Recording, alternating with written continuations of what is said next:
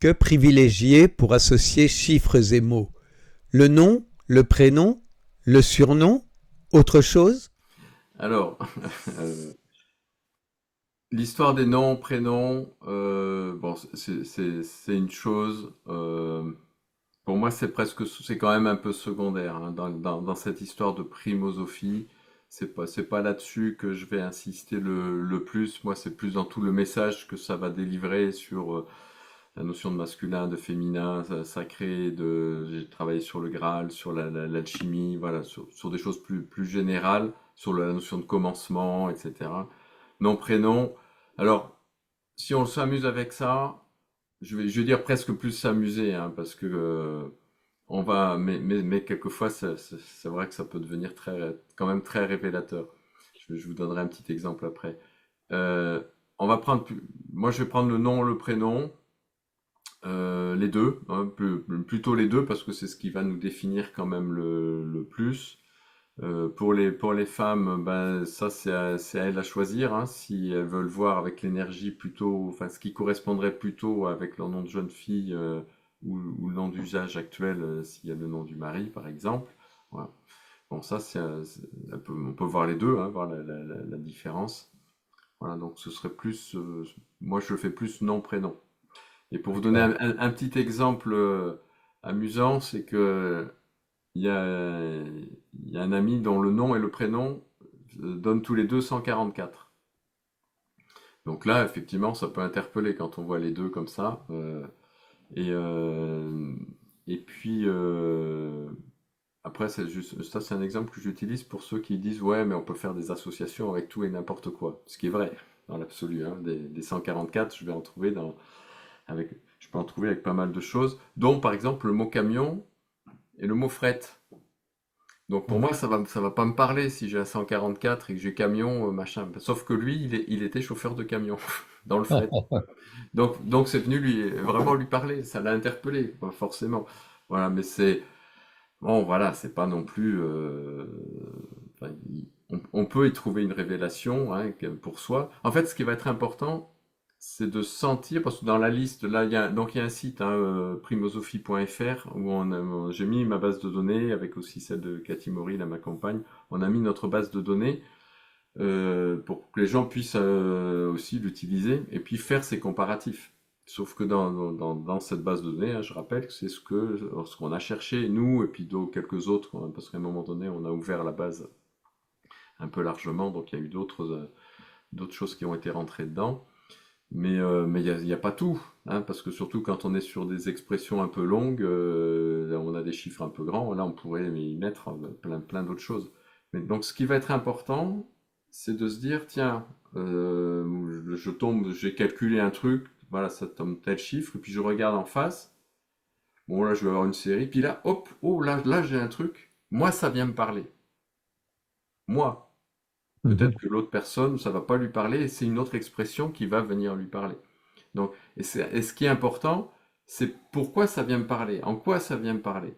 C'est pas c'est pour dire que c'est pas un outil, c'est juste un outil, quoi. Enfin, c'est pas une révélation, c'est pas universel, quoi. C'est en fonction de nous, comment on va réagir par rapport à ces associations-là. Et c'est ça qui est important. D'accord. C'est quand moi, quand j'ai vu dualité, Lucifer et mettre le un au centre de la dualité et que ça faisait le mot amour, ah, je me suis Ouais. dit, oui, voilà, ça vient me parler. Voilà. C'était parce que c'était logique, quoi, quelque part. Voilà. On va y D'accord. trouver une sorte de cohérence, en fait. Et on se crée. En fait, la primosophie, le nombre qui correspond, c'est 431. Et c'est le même nombre que conscientiser. Donc, ça va nous aider à conscientiser certaines choses. C'est tout. Voilà. Pouvez-vous nous parler des formes et des ondes de forme? Oui, oui, alors là, les formes, effectivement, ben, elles ont leur importance, hein, bien évidemment. Euh, oui, je l'ai pas, non, je l'ai pas sous les yeux. Justement, on parlait de Marc-Henri tout à l'heure, qui a travaillé sur la mémoire de l'eau. J'ai eu l'occasion, depuis qu'il est décédé, d'avoir une communication avec lui. Ça m'arrive de temps en temps. Et enfin, visiblement, c'était lui. Et quand je lui ai demandé comment informer de l'eau c'était notamment pour nous, pour les plantes, en fait, ça m'a dessiné, parce que comme je dis, hein, moi ça se fait tout seul, là en écriture automatique, ça m'a dessiné une forme de fleur, pas une fleur de vie, mais une fleur plutôt qui avait sept pétales, et c'était associé au mot amour. Voilà. Il dit, bon, ben, effectivement, j'ai fait tester cette forme-là à des gens qui ressentent les choses, et notamment un qui est bien branché sur l'eau, qui a créé des appareils et aussi qui utilise la fleur de vie, etc.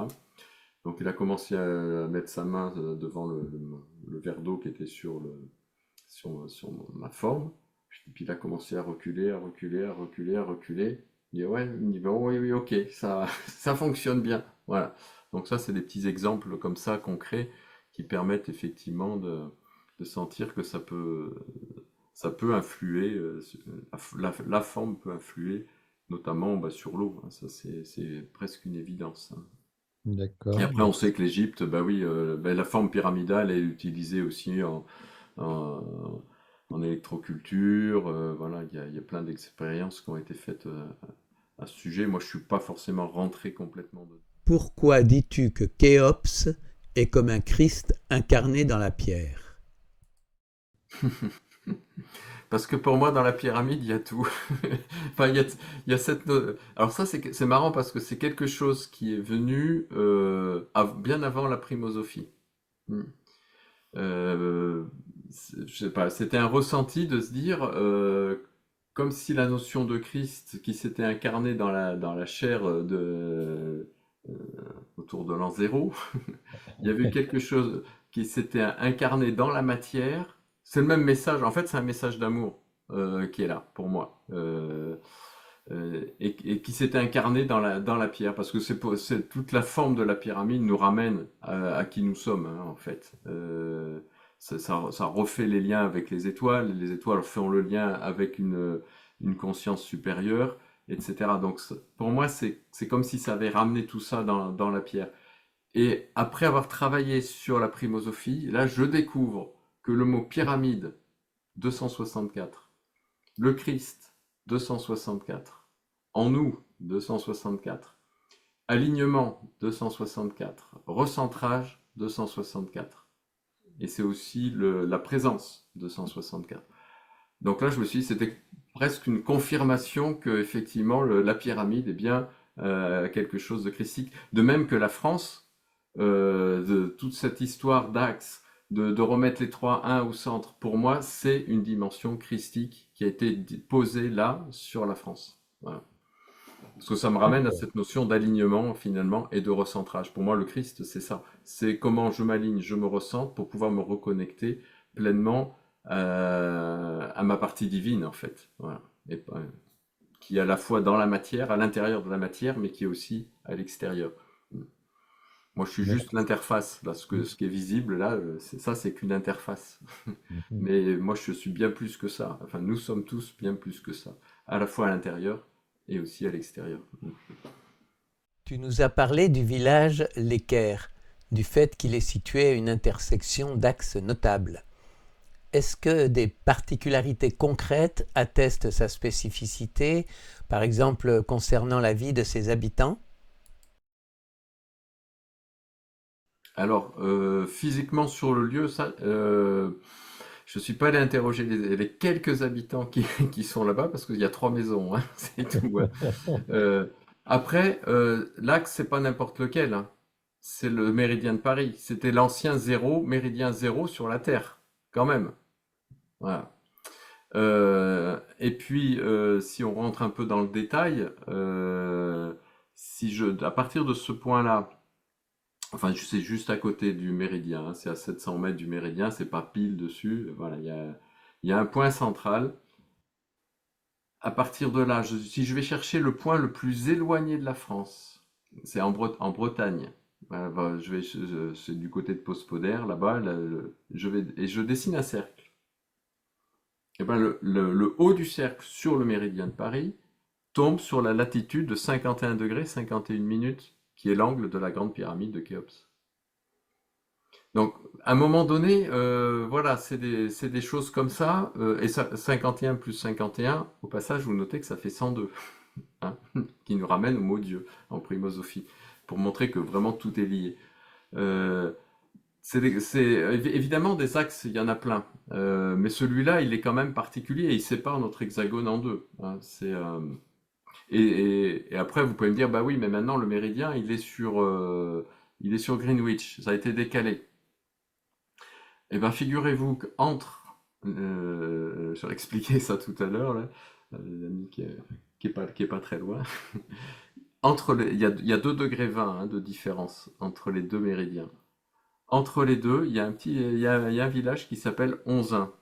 Donc Onzain, moi, ça m'a parlé. Onzain, le 111, je retrouve les 3 1, et ben, qui est à 1 degré et 11 minutes. Ah.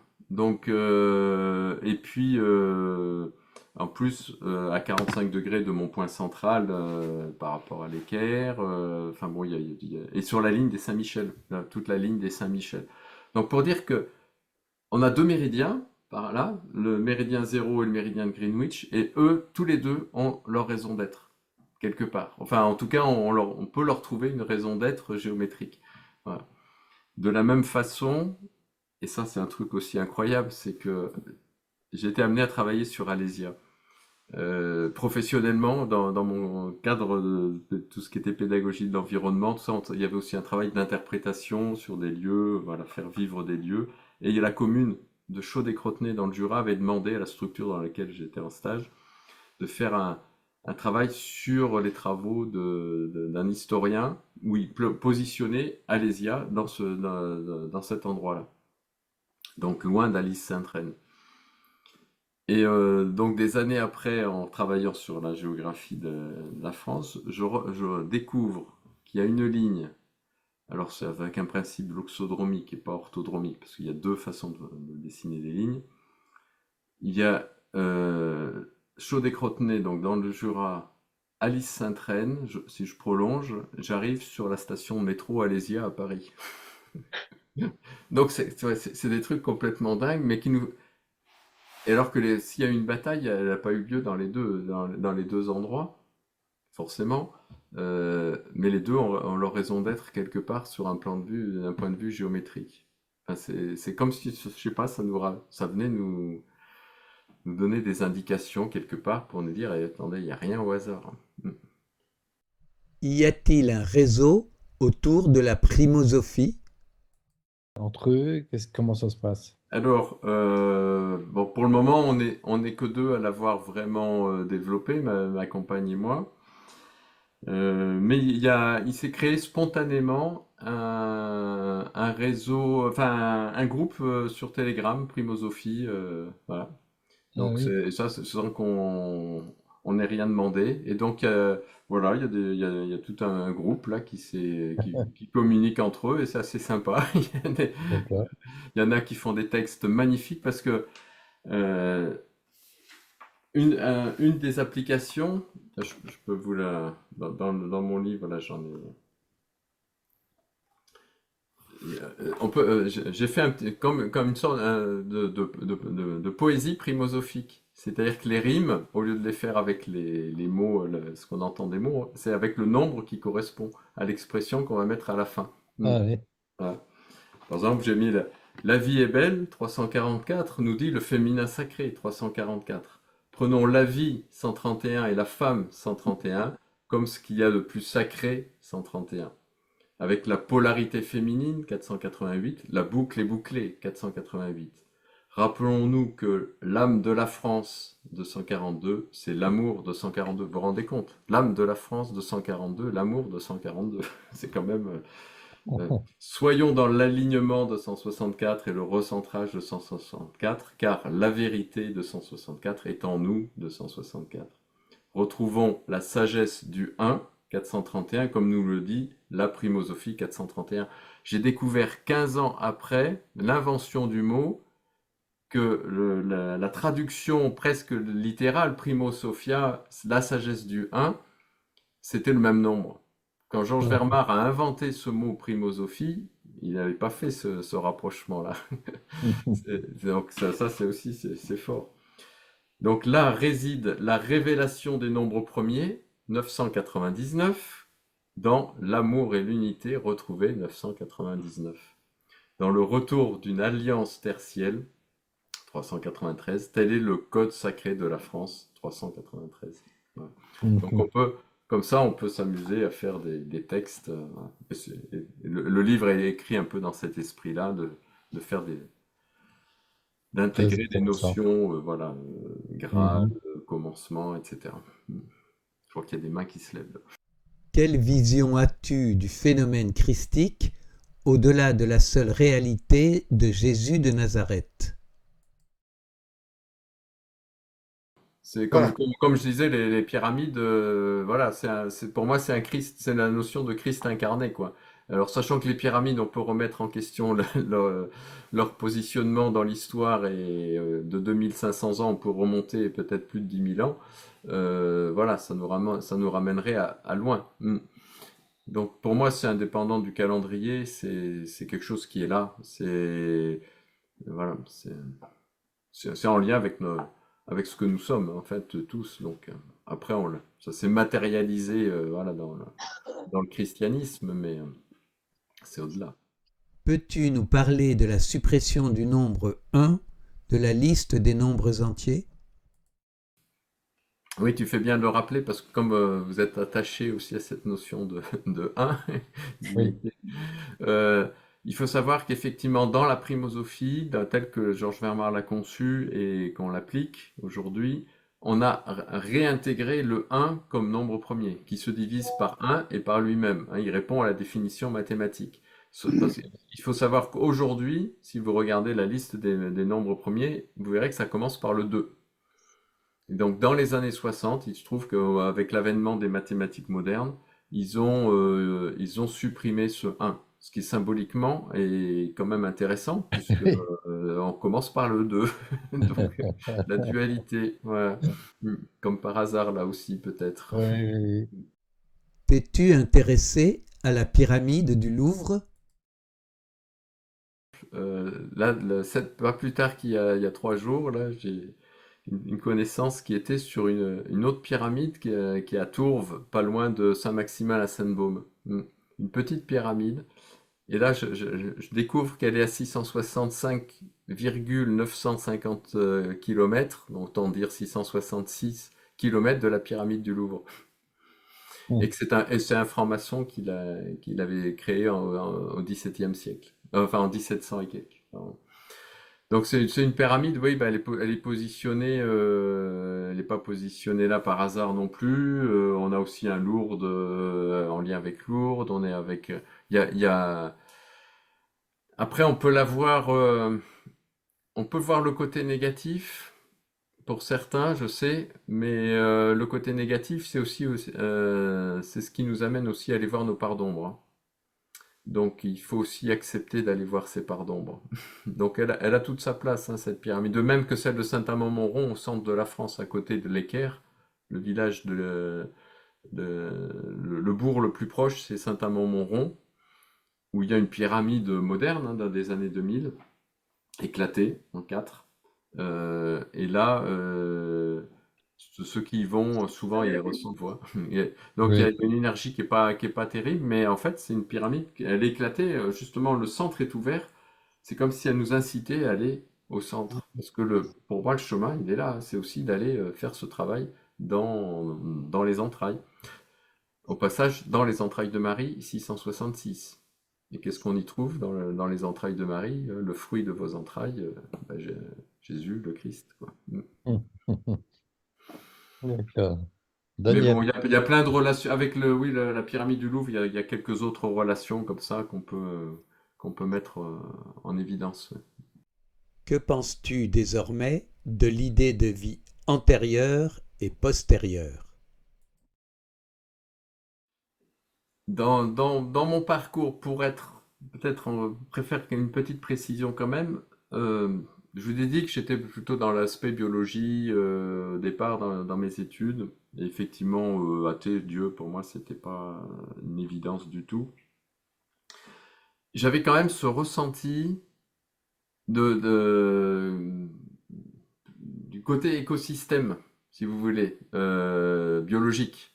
Donc sentir que tout était lié, mais vu sur ce plan écosystème terrestre, voilà, il y a des écosystèmes et l'homme fait partie de ces écosystèmes. Ça, il y avait quelque chose en moi qui ressentait quand même ça assez fortement. C'est ce qui m'a poussé à aller aussi dans cette direction de la biologie et d'aller aussi essayer de faire ressentir, parce que il y avait quand même un ressenti d'un lien assez fort avec la nature.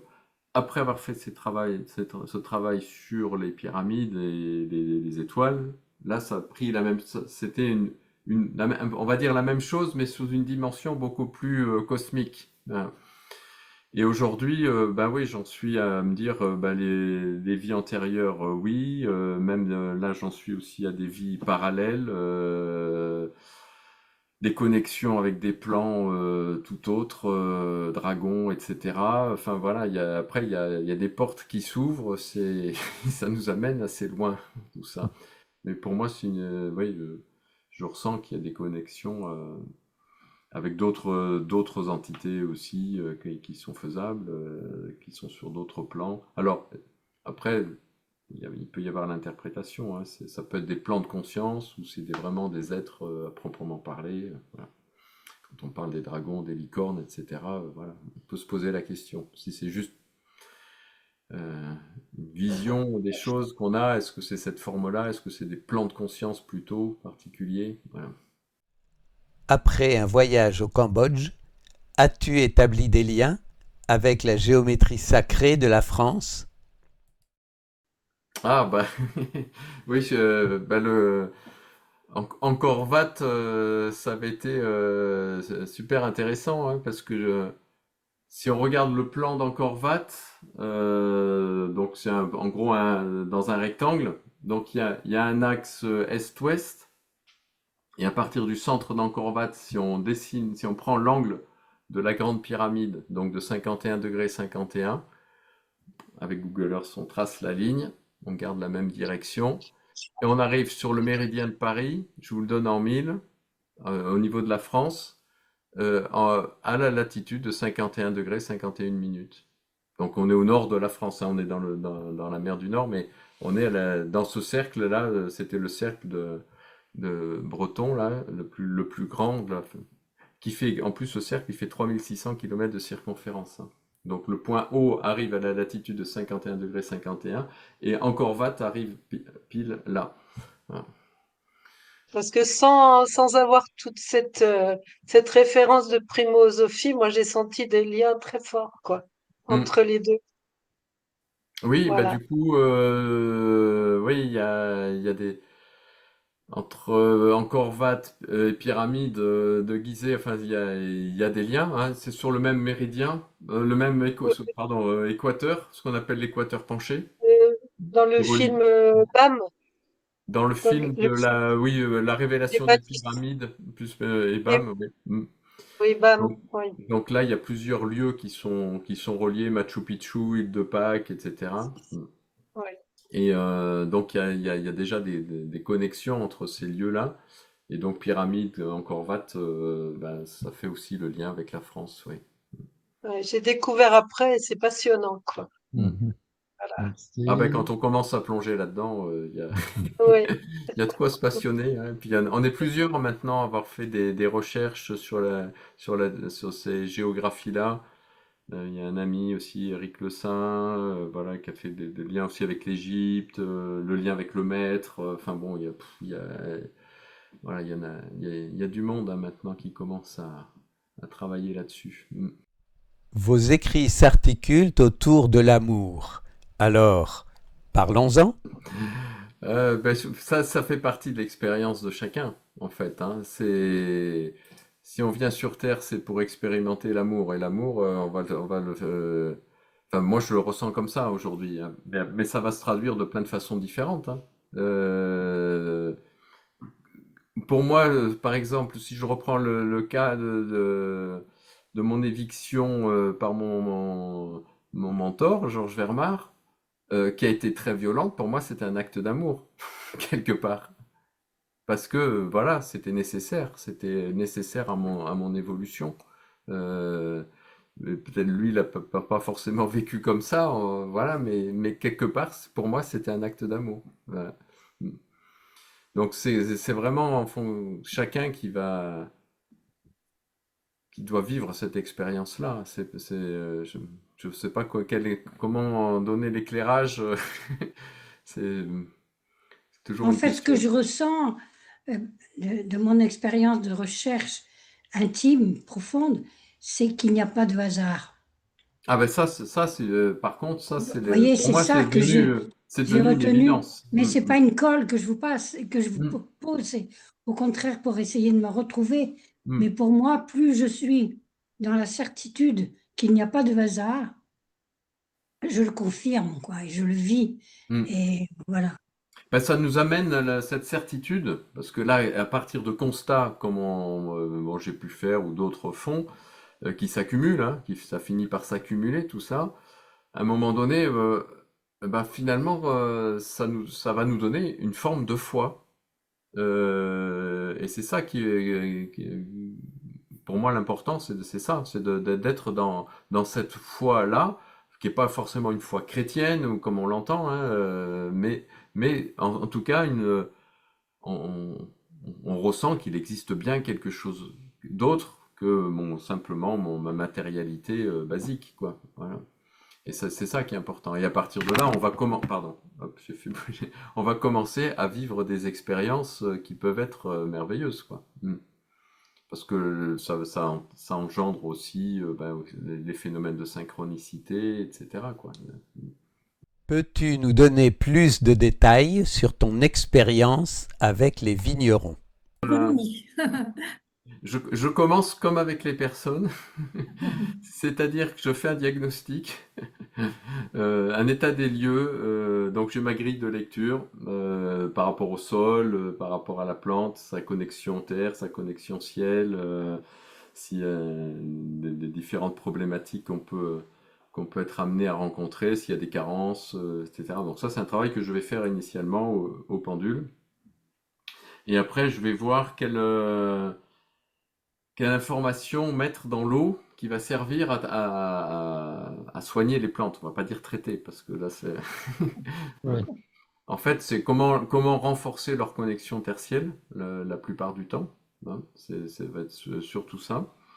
Parce moi, je me rends compte que ben, il peut y avoir ouais, une connexion terre qui se fait pas, ou peu, ou inversement. Enfin voilà, donc il y a un travail donc, qui peut être lié à de la géobiologie aussi sur le lieu, mais aussi simplement l'état de la plante, l'histoire en fonction de l'histoire de la plante.